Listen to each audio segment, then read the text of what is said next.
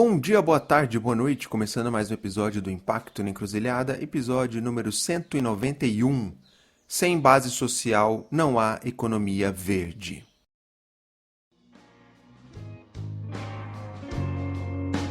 Mas ainda estou aqui.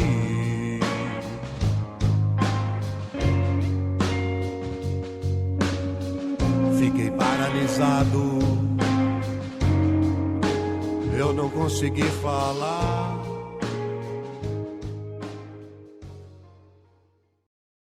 Bom, e nesse episódio eu conversei com o Thiago Mota, jornalista e doutor em comunicação, um cara de São Paulo vivendo em Manaus há mais ou menos 2 anos, vinculado ao INPA, Instituto Nacional de Pesquisas da Amazônia. Ele segue escrevendo e refletindo sobre temas sociais, ambientais e climáticos. Eu conheci o Thiago por volta de 2017, quando ele esteve envolvido na criação da ALPA, um portal de notícias aí sobre o campo do impacto. Aliás, o Ivan, um dos fundadores da ALPA, já passou por aqui. Tem episódio aí, link na descrição. Convidei o Thiago para a gente bater um papo porque eu li um artigo dele, sobre o qual a gente falou aqui no bate-papo. E ao ler esse artigo, muitas coisas me intrigaram. E nele ele levanta os desafios e percalços em direção à transição para uma economia de baixo carbono ou para uma economia verde. Mas fique tranquilo, amigo ouvinte, que o papo aqui não será tecniquez, nem porcas e parafusos aí dessa discussão climática. Bom, já devo informá-la que sim, falaremos sobre política, tá bom?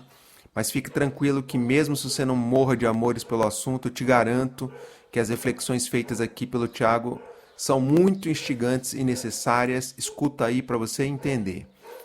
Obviamente não deixamos de fora a eleição de Trump nos Estados Unidos e os efeitos dela para a agenda climática e para o Brasil, e a análise feita pelo Thiago é muito interessante. Confesso que vai te surpreender como me surpreendeu. Falamos também sobre a BR-319, ESG, Amazônia e, claro, entrevistando um jornalista, eu não poderia deixar de perguntar sobre o futuro do jornalismo, fake news, e a reflexão feita pelo Thiago nos faz sair do fla-flu atual em que nos metemos. Bom, o título do episódio vem justamente do deslocamento feito na reflexão aí do Thiago, de que as transformações necessárias não virão das COPs de Davos ou dos espaços institucionalizados, embora sim eles sejam importantes, mas a transformação virá das bases, dos territórios, das beiras de rio, das comunidades. E aí, você concorda? Só para deixar também uma nota aqui, o Thiago cita o filósofo Edgar Morin ao longo do papo, e ele não morreu, ele ainda segue vivo, está com 102 anos, um cara incrível. Bom, e se você gosta do conteúdo que a gente produz aqui, considere se tornar um apoiador ou uma apoiadora do podcast, junte-se a outras pessoas iluminadas que mantêm esse trabalho de pé, passa lá no Apoia-se, link na descrição e veja como contribuir, e eu aproveito para agradecer as pessoas iluminadas que seguem fortalecendo esse trabalho, muito, muito obrigado. Bom, então é isso. Agradecer demais ao Thiago pelo papo. Uma ponte aí, Brasília-Manaus. E sem mais delongas, partiu pro papo. Era um dia estranho. Eu não me esqueço jamais.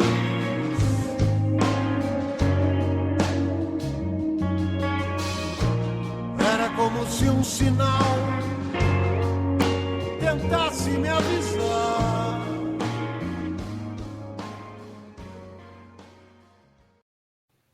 Salve, Thiago! Seja super bem-vindo. Obrigado por você ter topado vir aqui conversar conosco. Para a gente começar, se apresenta, conta um pouquinho de onde você fala, enfim, se apresenta aí para a galera, por favor.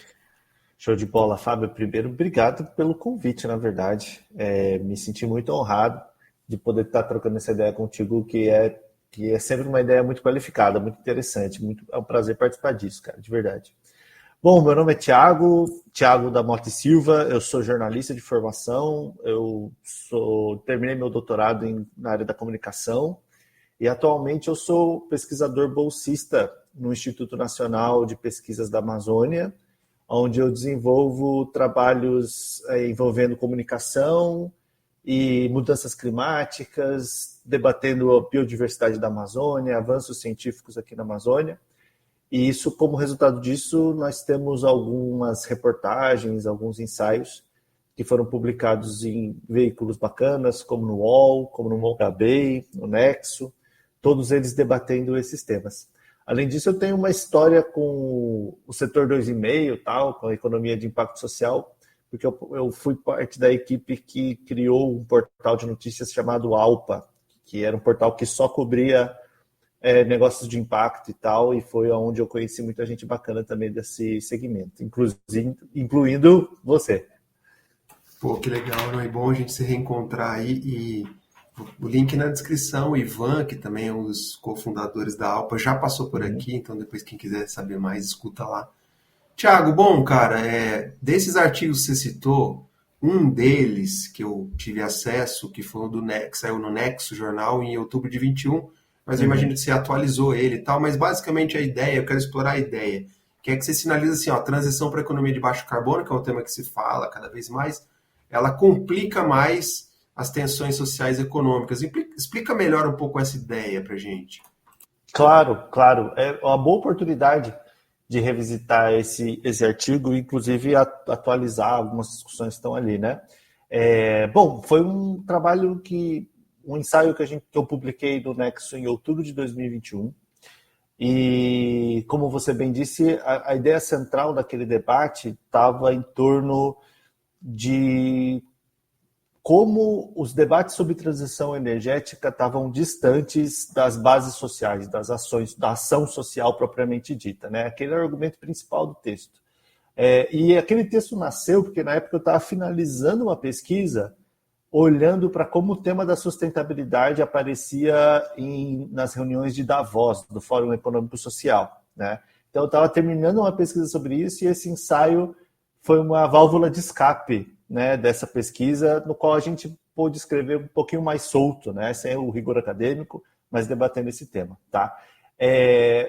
Bom, em linhas gerais, o que está colocado ali naquele texto é o seguinte: o texto começa com a constatação de que a gente está vivendo uma profunda crise de desigualdade no século XXI. E isso foi bem diagnosticado por alguns pesquisadores, talvez o mais conhecido deles seja o Thomas Piketty, naquele livro Capitalismo do século XXI, no qual ele demonstra o grau absurdo de concentração de renda apenas dos anos 2010 para cá, né? E naquele mesmo ano, 2021, a gente estava discutindo o relatório do IPCC, e um dos pontos do relatório que quase não foi debatido foi a dificuldade de você gerar investimentos para financiar a transição do clima, porque esses investimentos estavam sendo engolidos por tensões sociais e econômicas geradas pelo desemprego e pelo aumento de competitividade entre os países. Em suma, essa dificuldade, portanto, está muito relacionada a essa crise da desigualdade, né? E eu acho que esse é o ponto importante do texto, para começar o texto, de que nós estamos vivendo numa era de grande insegurança, principalmente de classes médias, né, bastante pressionadas na sua renda, com dificuldade de emprego, sobretudo nos países do norte. Então, pessoas que já passaram aí dos seus 40, 50 anos com muita dificuldade de ficar no mercado de trabalho e, ao mesmo tempo, quem está chegando no mercado de trabalho não consegue boas vagas, os salários muito baixos, etc, etc. E isso gera um aumento, obviamente, das tensões sociais englobadas nisso tudo, tá? E aí a questão é que a transição para a economia verde entra nesse balaio de discussões sem necessariamente ou exaustivamente discutir essas tensões sociais e esse problema crucial da desigualdade, tá? E, portanto, ao entrar nesse balaio de confusões, ela pode, vamos colocar assim, talvez eu deva me reformular. Tá, peraí, só um pouquinho para ter certeza de que a gente está usando as palavras certas, né? Então vamos lá. Lá naquele trabalho, eu citei um estudo da FGV que falava sobre cenários em que o Brasil adotasse políticas mais, digamos assim, assertivas de transição e de redução de emissões de carbono. O que isso significaria economicamente? Quais são as implicações disso economicamente? E esse artigo, que está lá referenciado, diz que os ganhos econômicos dessa transição, da adoção dessas políticas, seriam muito modestos Em alguns cenários, eles poderiam até ser negativos. Que cenários são esses? Cenários de grande competitividade entre os países. Então, imagina o Brasil, por exemplo, hoje, para mandar para frente uma política de desmatamento zero. Isso significa necessariamente você impor restrições, por exemplo, à nossa agroindústria, à nossa agropecuária. Se o Brasil faz isso e não é acompanhado por outros países, isso significa a perda de competitividade para o Brasil. Tá? Mas aí que está o pulo do gato. O que está sendo argumentado aqui não é que, portanto, políticas que miram a transição energética e economia de baixo carbono são ineficientes porque não geram desenvolvimento. O que tá sendo argumentado é, num cenário de imensa desigualdade social, num cenário de imensa competitividade entre os países, num cenário de descoordenação total e completa, não há incentivos para que um país tome uma política dessa, porque isso significaria tensionar as crises que já estão pululando dentro do interior das suas sociedades. Tá? E talvez isso nos leve a pensar que a gente está diante de uma berlinda, que é a berlinda fundamental, que eu acho que é o assunto, né? É o assunto. Que a gente está discutindo uma ideia de mercado verde, tá? Mas que essa discussão está descolada de uma prática e descolada de um esforço coordenado de reorganização econômica, que parece ser necessária. E essa reorganização econômica vai no sentido de um planejamento de tudo, de um novo planejamento de tudo, de como recursos são mobilizados, passando pela política externa, passando pela formação de pessoal, significa quais são as profissões que nós queremos que as pessoas invistam, estudem daqui para os próximos anos, aonde elas vão trabalhar efetivamente, com o que elas vão estar trabalhando, que tipo de projetos existirão, de que maneira esses empregos serão distribuídos, né? O que nós faremos com os trabalhadores do antigo regime, vamos colocar assim, que se formaram para um antigo regime e estão sofrendo as consequências do colapso desse antigo regime. Então, a gente está falando de uma organização social e econômica de grandes proporções. Mas a nossa debate sobre mercado verde acontece descolado disso. E, portanto, ele é um debate sem prática, é uma ideia sem prática, né?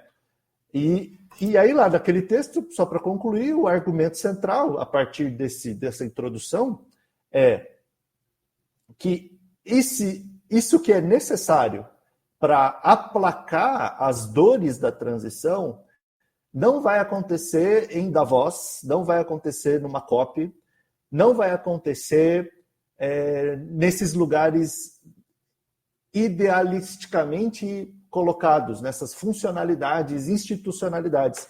Ela acontece no lugar da ação social. Então, o nosso esforço não é um esforço institucional, e sim é um esforço de conquista de direitos. É um esforço democrático por excelência, né? Então, não é sobre criar a instituição, mas é sobre mobilizar a ação social para conquistar essa percepção, para conquistar essa consciência e, portanto, e abolindo esse idealismo meio barato, Fábio, de que as ideias surgem antes da ação. Não, é a ação que faz as ideias surgirem e evoluírem, tá? Por ação social, eu estou falando dos espaços concretos, onde nós somos capazes de assumir novas formas culturais e novas formas de comunidade, né? O debate sobre mudança climática, ou, por exemplo, aqui no estado do Amazonas, a gente viveu uma forte seca, né? Ao longo de 2003 e 2024. E onde se deve acontecer o debate sobre a seca e sobre como mitigar os efeitos dramáticos disso? Eu advogo que esse debate deve acontecer na beira do rio, né? Junto com as comunidades que vivem o rio, que vivem a pesca, que conhecem qual é a forma cultural que o rio tem. Isso pode soar um pouco poético, né? No mau sentido do termo, mas eu gostaria que isso soasse de maneira política, né? Qual é o lugar político da decisão? E eu acho que é isso que está em jogo. e inclusive, não só em jogo, como está em disputa. Qual que vai ser o lugar da decisão está em disputa franca e aberta, tanto aqui no Brasil quanto no resto do mundo, do meu ponto de vista, tá? Consigo ouvir a mensagem que diz: segue a sua intuição, deixa o coração falar.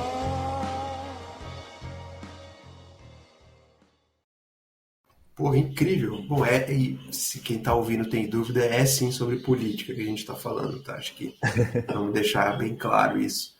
E, cara, não, assim, só para fechar, amarrar essa questão, né, esse primeiro ponto, que é assim, na medida em que você está trazendo, eu concordo contigo, que é uma discussão de política da base para o topo, digamos assim, o que a gente tem visto nas discussões da tal economia de baixo carbono vai na contramão disso, que são os ambientes mais hypados de COP, uma gramática tecnificada, cheia de termos que dificultam essa galera que está na base se apropriar dessa discussão. Como é que você tem visto um pouco esse processo? Show de bola. Esses lugares, Fábio, a COP e etc., tem seu valor, obviamente, e tem muita gente boa que a gente conhece que vai e que está travando suas lutas lá. Porque o meu argumento não é dizer que esses lugares não prestam. Acho que o que é essencial é a gente explicitar que esses são lugares de ação política também, e são campos políticos que, como você bem disse, tem uma gramática muito específica, tá? E eles não representam o mundo. Eles falam sobre uma determinada gramática, e eles estão sendo disputados, né? Então é notório como, por exemplo, as últimas COPs se tornaram involuntariamente, eu suponho, a reunião das indústrias petroleiras, né? Para eles poderem se encontrar e debater os assuntos deles, né?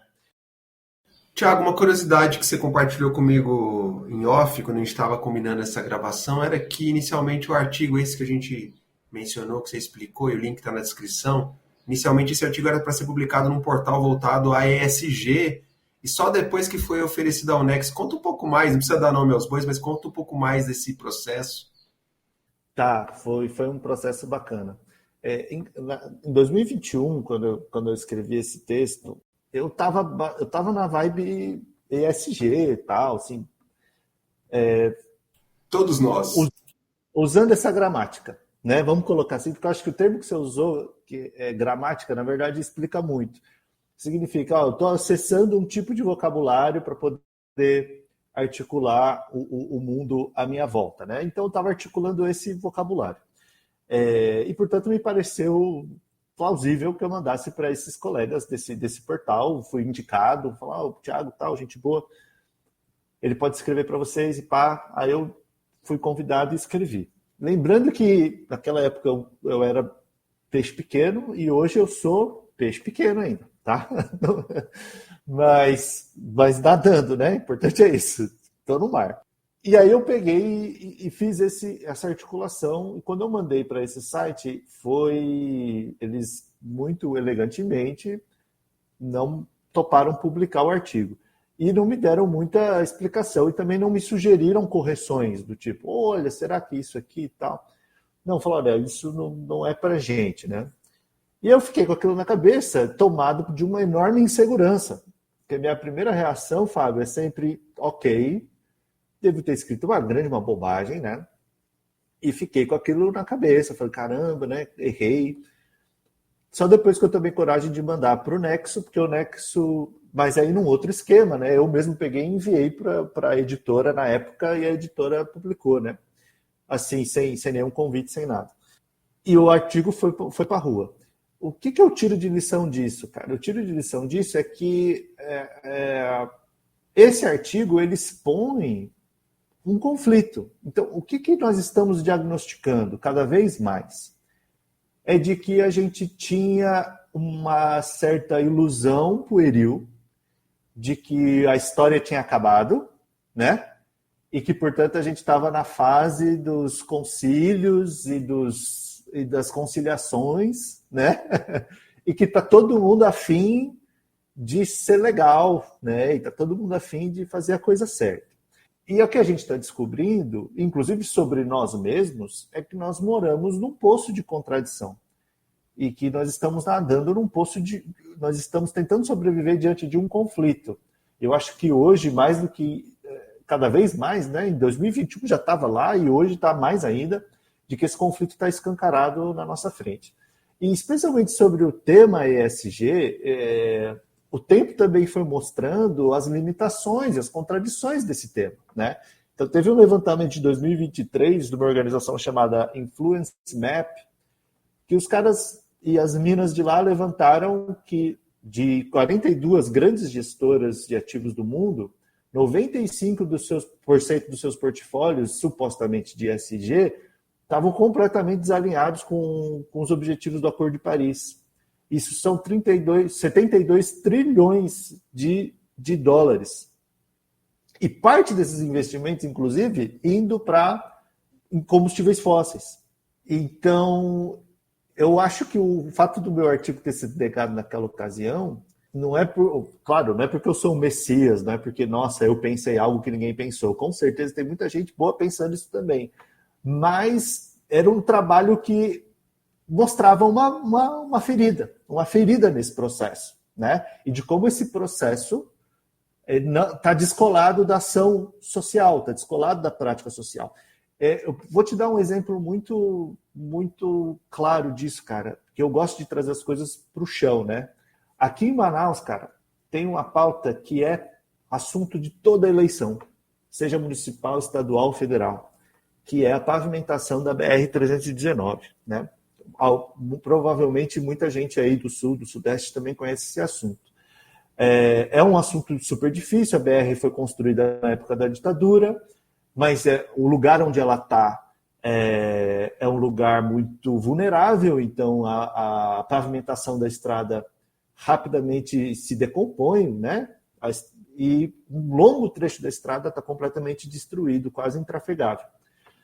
E tem um grande projeto para refazer, pavimentar de novo essa estrada. O grande problema é que a BR-319 ela conectaria o último bloco conservado de Amazônia com o arco do desmatamento, que vai desde o sul do Pará até Rondônia. E a mera especulação de essa estrada ser pavimentada já é o suficiente para acontecer apropriação ilegal de florestas públicas no estado do Amazonas, principalmente ali no sul do Amazonas, né? Então, a estrada representa um grande risco de desmatamento. Bom, isto posto, se você perguntar para cada 10 habitantes de Manaus se eles são a favor da estrada, 15 vão dizer que são a favor. E eu acho isso um excelente exemplo do quanto o buraco é realmente mais embaixo, tá? Por exemplo, a gente viveu essa grande seca nos últimos anos e essa seca tem a ver com um grande desequilíbrio nos fluxos hidrológicos aqui da região, nos fluxos de chuva. E isso tem a ver com perda de cobertura florestal, né? E nenhum ecólogo te diria o contrário, beleza? Só que o remédio para essa seca, que para Manaus implica num grande problema logístico, porque Manaus só é conectada por barco para as outras capitais do país, né? Ou por avião, mas avião é muito caro. A grande solução é a estrada. Fazer uma estrada que tem mais de 800 quilômetros de extensão, né? Que seria uma viagem que não é para quem está no sul-sudeste, né? Aquelas viagens de ir para o interior de São Paulo, que é ali 2 horinhas, 3. Não, a gente não está falando de uma viagenzinha de Manaus até Porto Velho. É uma baita de uma viagem, tá? E a grande solução é essa. Pois veja, a solução para a seca é agravar as causas que levam à própria seca. Aí você fala, quer dizer que o povo está contra a agenda ambiental? Não, cara, não é necessariamente isso. Quer dizer que o espaço da ação social está fragmentado, está confuso, e ele está olhando para a sua realidade imanente, que é o risco de não ter uma cidade abastecida, de uma cidade inteira não ter combustível, não ter arroz e feijão, e não ter uma série de coisas que são básicas, né? para 2 milhões de pessoas que moram em Manaus. Então, a tarefa que está adiante, quando a gente fala em dar prioridade para a ação social, significa que é claro que são os manauaras que precisam tomar essas decisões, beleza? Mas portanto, importante mobilizar localmente esses debates para que se entenda as repercussões de cada uma dessas decisões, mas não no sentido professoral, do tipo, deixa eu explicar para quem mora em Manaus por que a estrada não pode existir. Mas vamos criar espaços para que Manaus articule as suas próprias demandas. Porque num cenário onde só existe uma solução não existe, Fábio, para nenhum problema. Existem trocentas soluções, mas quando só se apresenta uma, é porque se determinou a gramática onde a discussão vai acontecer e, portanto, não se deixa que outras gramáticas existam, tá? Agora, como a gente está avançado nesse processo de deteriorização do vínculo social, parece um discurso meio apocalíptico. Parece que não tem jeito. Mas é óbvio que tem jeito, né? A gente está nessa semana, por exemplo, debatendo escala 6x1. Quando que você achou que isso ia acontecer, né? Se você perguntasse na semana passada se isso ia acontecer, provavelmente você falaria, você está louco. Não tem correlação de forças, etc, etc. Mas estamos aí. Por quê? Porque o vínculo está aí para ser feito. O local está aí para ser ocupado. Quem se importa com as questões ambientais também tem essa tarefa política a realizar. E, só fechando, estando ok para entender que o protagonismo não pertence a você, né? Então, eu, Thiago, não sou protagonista dessa decisão. Eu morei em São Paulo minha vida toda. Estou no Amazonas há dois anos. Eu não sou protagonista dessa decisão. Quem é protagonista dessas decisões? São os pescadores de Tefé, são os pescadores do Lago Mamirauá, são os pescadores do Janauacá, são os pescadores daqui do Mosaico do Baixo Rio Negro. Eles são os protagonistas desse debate. Então é um pouco isso que a gente tem articulado. Não sei se faz sentido, mas pelo menos é uma boa mentira, né? E mesmo desacreditado, eu vou continuar. Pois eu tive um sonho do qual não acordei mais.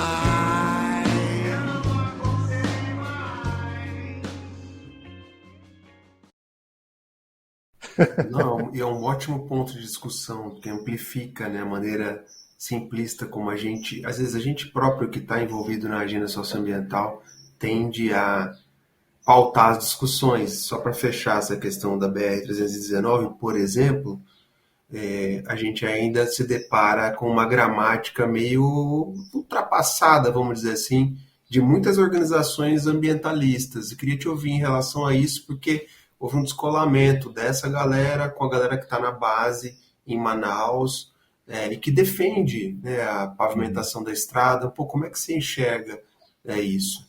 Cara, é uma boa pergunta. Eu ainda não consegui organizar isso em termos de pensamento para poder oferecer uma análise bem fundamentada. Mas eu tenho a sensação de que a gente também está, de maneira bem quixotesca, perseguindo moinhos de vento, né? A gente tem essa imagem do ambientalista que virou um pouco do moinho de vento. Tanto para quem critica, então fala desse ambientalista que, na verdade, não tem nada a ver com a vida, não conhece a vida de ninguém, que está lá na sua ONG, etc. E o mais engraçado é que quem trabalha com isso se refere também a esse moinho de vento para tentar se definir. Quando diz, não, eu não sou assim, né? Eu estou aqui. Então, o que também é patético, né? O que também é bastante patético. O que me parece é o seguinte, existe um debate bastante maduro sobre conservação ambiental que não opera dentro dessa dicotomia, conservação versus desenvolvimento. Existe um debate que está maduro e que continua amadurecendo, que está pensando uma nova gramática sobre isso, pensa a partir da ideia de paisagem, então pensando paisagem de maneira multidimensional, Então, o que é uma paisagem altamente florestada, uma paisagem altamente deflorestada? Mas espera aí, qual que é a oportunidade que existe de conservar a biodiversidade numa paisagem altamente deflorestada? Ou seja, grandes cidades, ou aquele pasto enorme, né, de boi. Então, esse debate acontece, esse debate continua crescendo, continua maduro, beleza? Mas é aquilo, ele é um debate que ainda não tem o seu local.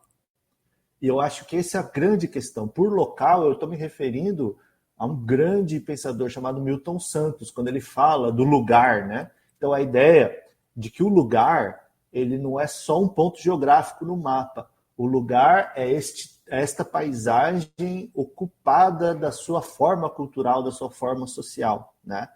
Então, superar essas dicotomias que, infelizmente, estão povoando o nosso imaginário, significa dar endereço para essa discussão e cada vez mais proporcionar que essa discussão ocupe esses lugares. E nesse sentido a gente tem bons casos e bons exemplos de coisas que estão acontecendo. Por exemplo, aqui no estado do Amazonas existem programas de manejo da pesca, manejo florestal, que são importantíssimos. Um grande exemplo é o Instituto Mamirauá, que fica aqui em Tefé, não fica perto de Manaus, não é perto, mas estando em Manaus, dá para ir até Tefé, né? E existe um trabalho fundamental que tem sido tocado lá, junto com comunidades, integralmente participantes de comunidades, e que demonstra, existem muitas publicações sobre isso, e demonstra o seu sucesso. Mas também existe isso no Equador, também existe isso na Colômbia. A Pan-Amazônia, na verdade, tem bons exemplos de como isso pode acontecer. Tá bom? Só que aí o que acontece, Fábio? O lance do político entra mais uma vez. Criar esse lugar já é por si só bastante difícil.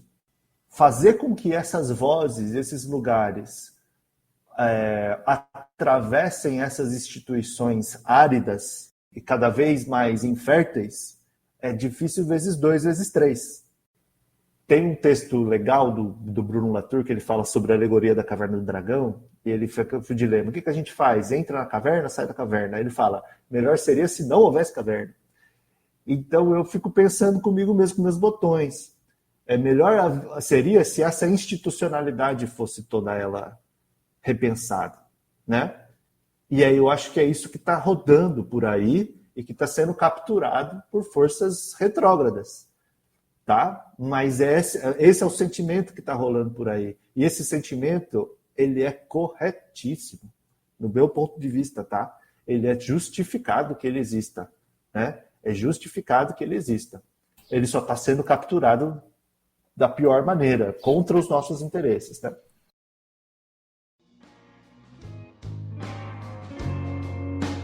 Mas ainda estou aqui.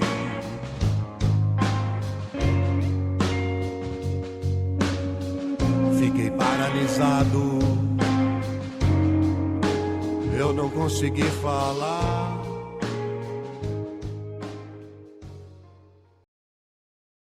E aí você me deu o gancho para minha pergunta aqui, que é: esse sentimento está sendo capturado pela extrema-direita e a gente tem a reeleição do Trump como um expoente dessa bagunça aí, digamos assim, que afeta todos nós, de alguma forma, todos nós, Brasil, campo socioambiental, chamemos como a gente quiser. Como é que você enxerga essa conjuntura?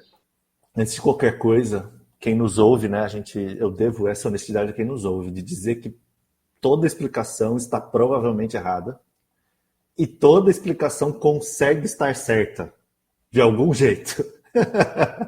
E isso vale também para você que está nos ouvindo, né? Então, provavelmente eu estou errado. Tirando tudo que está errado, tem alguma coisa certa, né? E aí tem um teólogo, chamava Milton Schwantes, brasileiro, teólogo luterano, que ele tem uma anedota que ele estava com os alunos dele de teologia, e quando o aluno dava uma boa ideia de como interpretar um texto, ele falava: essa mentira é boa, vamos usar ela, vamos seguir adiante com essa mentira. Então é um pouco do meu sentimento. Essa mentira aqui é boa, né? Eu acho que tem 3 pontos aí que dá para a gente explorar. O primeiro deles é que a gente está vendo consequência de algo que um pensador francês já falecido chamado Edgar Morin, ele morreu? Bom, agora eu não sei. Depois a gente checa. O Edgar Morin chamou de ecologia da ação, que é a gente age com determinada intencionalidade, mas as reações não são intencionais, elas se dão ecologicamente, elas se dão na ação social, né? Elas se espalham por aí. Eu acho que o movimento ambientalista que começou lá no final da década de 60, 70, agiu, e a gente está vivendo as reações disso, sejam elas intencionais ou não intencionais, tá? O primeiro ponto que eu acho importante é que eu concordo muito com o Bruno Latour, num livro dele chamado Onde Aterrar, em que ele argumenta que a questão climática é o ponto central para entender a reconfiguração da paisagem política atual. Eu até adicionaria, eu falava, questão climática e uma velha conhecida nossa, um velho conhecido tema nosso, que é trabalho. O tema do trabalho continua sendo de crucial importância para entender essa reconfiguração política. E eu acho que essas duas coisas estão gritando para nós, né? Estão gritando na nossa frente, estão dizendo para a gente prestar atenção nisso com muito cuidado e muita atenção, tá? Você comentou a questão da eleição nos Estados Unidos, eu acho que lá a gente teve um bom exemplo de como essas duas coisas gritam, porque o tema do trabalho foi o tema central e o tema da mudança climática e da transição energética também foi um tema central, né? O pessoal fala muito que o tema central foi o identitarismo, etc, etc. Desculpa, pataquada. A gente está querendo se convencer agora de que a gente não pode discutir racismo e nem homofobia, porque isso dá lenha para a extrema-direita. Bobagem. O tema é trabalho e o tema é transição energética, é meio ambiente. Essas outras coisas são os penduricalhos moralistas que eles estão colocando ali. E a gente morde essa isca, a gente está mordendo essa isca loucamente. Enfim, desabafos. Lá nos Estados Unidos tem uma questão muito sensível, muito fundamental, que os Estados Unidos é o país que mais polui, que mais emite, certo? E a transição energética para os Estados Unidos é muito, muito sensível, porque todas as tecnologias para essa transição energética nos Estados Unidos não pertencem aos Estados Unidos, são chinesas. É tudo patente chinesa, né? Então, portanto, os empregos que essa transição geraria não necessariamente gera nos Estados Unidos, beleza? E você tem, portanto, uma massa de trabalhadores do antigo regime, de uma classe média esmagada, tá? E então, o que a gente está vendo, em primeiro lugar, mais uma vez, todas as explicações estão erradas, mas o que eu acho que a gente está vendo, em primeiro lugar, é uma tensão entre elites, entre interesses comerciais. E essa tensão está abrindo espaço para um horizonte disruptivo. E esse horizonte disruptivo está sendo disputado. O que significa essa disrupção? Só que no meio termo, enquanto a gente está tentando entender o que está acontecendo, as pessoas já estão morrendo. A gente já perdeu irmãos e irmãs aqui no Rio Grande do Sul por uma tragédia climática. E foi só uma delas, tá? Esse ano foi marcado por tragédias climáticas, né?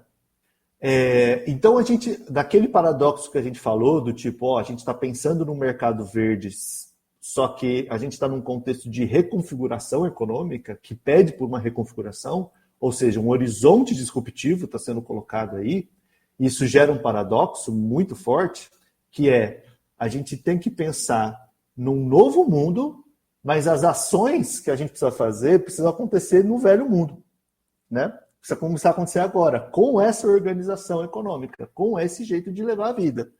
Pronto, tá dado o caldeirão para a confusão. Segue a sua intuição, deixa o coração falar, se abrir.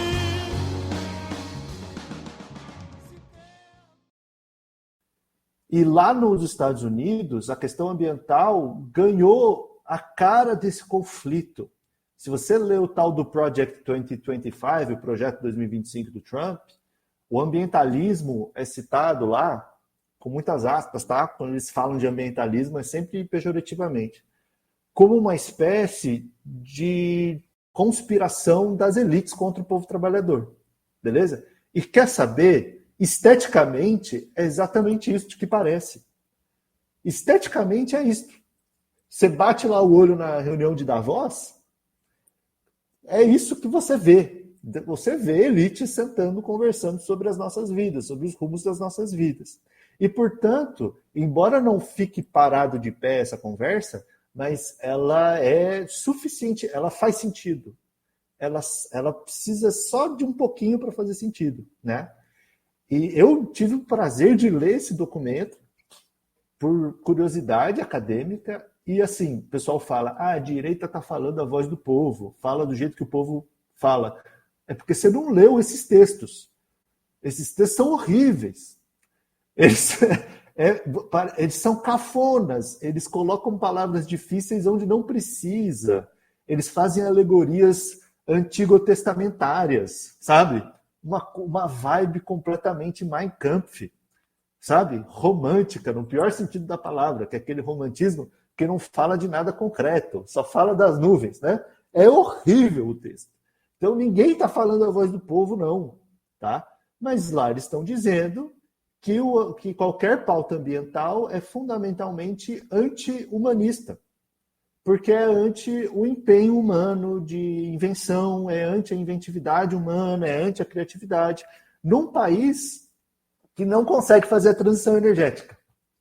Então tá posta a confusão, tá? O que eu acho que está colocado aqui para a gente pensar, para além dos resultados eleitorais, assim, é que tem um horizonte disruptivo adiante e num contexto de vínculos sociais absolutamente esgarnecidos, onde a discussão não tem lugar, naquele sentido que eu mencionei antes, quem consegue capturar esse clima, digamos assim, é quem traz as mesmas soluções de sempre, que são as soluções tribais e sectárias, né? Que nós conhecemos já há 3.000 anos. Então, é isso que eles estão colocando. Eles estão colocando uma solução sectária, tribal, uma guerra de todos contra todos, tá? E como está todo mundo se lascando na esquina, faz completo sentido que nós nos convençamos de que se trata de uma guerra de todos contra todos. É difícil não se convencer disso. É difícil você pegar lá o seu olerite, eu falava isso para meus alunos, e pegar 27,5% de desconto de imposto de renda no seu pagamento e não acreditar que é uma guerra contra você. O difícil é você ser solidário, amoroso, se preocupar com o futuro, tomando 27,5% do seu olerite todo mês. Isso que é difícil. Agora, ficar puto, isso é 2 palitos.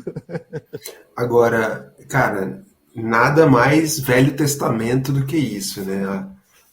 Só faltou o tacape aqui na mão pra gente seguir a linha de raciocínio, com a qual eu, poxa, é super interessante.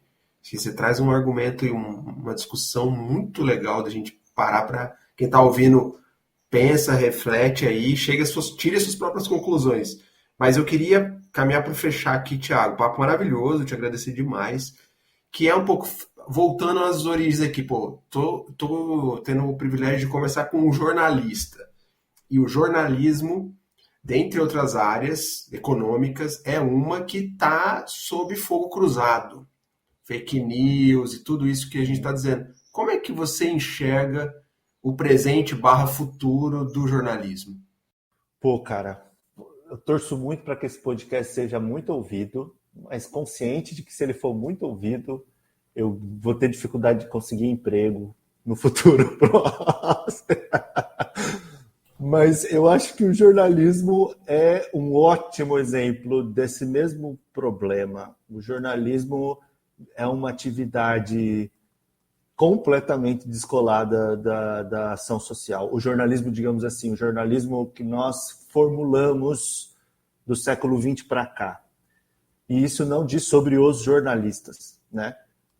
Mas diz sobre a institucionalidade do jornalismo. E eu, sinceramente, Fábio, eu torço para que a institucionalidade do jornalismo realmente passe por grandes terremotos, continue passando por grandes terremotos, tá? Porque o jornalismo é uma atividade também que está completamente deslocada do seu lugar de ação social. É claro que fake news, isso tudo é vigarice, isso tudo é gente canalha que faz isso, beleza? Mas a constatação desse tipo de artimanha desgraçada não necessariamente deve nos convidar para uma posição de defesa de uma certa institucionalidade que está mostrando que está caducando, né? Eu não tenho coragem de olhar para o parente bolsonarista, que eu amo, inclusive, que eu amo muito meus parentes bolsonaristas, e falar o seguinte: não, você tem que defender o veículo tal, XPTO, só leia este veículo. Eu não tenho coragem de dizer isso para ele, né? Porque ele ou ela jamais se sentiram representados, vamos colocar assim, por aquilo que eles liam, né? E isso continua sendo verdade. Então, eu continuo esperando que o jornalismo passe por terremotos para que iniciativas como InfoAmazônia, como Assuma Uma, da Eliane Brum, como um portal que é massa pra caramba, que é o Amazônia Real, para que essas iniciativas encontrem o seu lugar, o lugar da sua ação social. E eu digo isso de alguém que escreve, que colabora com veículos chamados tradicionais, tá bom? Mas eu espero fortemente que esses veículos tradicionais continuem passando por terremotos. Porque, Fábio, você não sabe o quão difícil é dar uma pauta sobre a Amazônia num veículo de repercussão nacional que não seja fogo. E aí é de se entender o porquê a população de Manaus tem um ódio pavoroso do noticiário nacional, entendeu? Eles detestam o noticiário nacional. Porque quando a Amazônia é assunto porque está pegando fogo. Você está entendendo? Então eu espero que isso seja brutalmente estremecido e que, é claro, o pessoal que faz fake news, essas coisas, sejam responsabilizados por isso, mas que isso nos conduza para uma reflexão sobre a nossa institucionalidade, sobre esta institucionalidade. Enfim, acho que eu perdi aí uns frilos. Tomara que não, viu, Thiago? Mas eu tô balançando. A responsa é minha, eu que estou falando. Mas também vale aquela máxima que você trouxe. Pode ser mentira também, tá, gente? Então, só para plantar a dúvida aqui no ouvinte. Mas pode ser mentira também, né? Mas a reflexão é muito boa e ela, embora tenha sido feita olhando para a instituição jornalismo, ela cabe em muitas outras áreas econômicas, do conhecimento, do trabalho, enfim. Acho que também me sinto representado, embora não seja jornalista. Para fechar, Thiago, te convidar a fazer o merchan final, enfim, divulgar o que você quiser aqui, fica à vontade. Pô, cara, eu sou uma pessoa discreta, eu não sei nem o que divulgar, então apenas apresentar para as pessoas que não me conhecem, provavelmente a maioria, dizer que eu estou acessível, eu tenho lá o meu perfil no LinkedIn, quem quiser seguir lá, dar uma olhada nas coisas, porque por lá eu também vou colocando as publicações, as coisas que a gente está escrevendo e as novidades de pesquisa que a gente está gerando aqui na Amazônia. E o convite, eu mencionei aí alguns veículos que falam sobre a Amazônia, vou fazer merchan para eles então, né? Convite para que vocês conheçam esses trabalhos, dessa gente que está trabalhando aqui no palco do mundo, que é a Amazônia, né? É o palco do Brasil, é onde o bicho pega. E é um pessoal muito corajoso e muito competente. Então fica também a dica de conhecer esse trabalho todo. E todos os links na descrição aí para quem quiser conversar com o Thiago, conhecer esses portais, enfim. Thiago, cara, obrigado. Adorei conversar contigo, viu? Sensacional. Gostei muito também e fico à disposição, meu amigo, para novas conversas, gravadas ou não.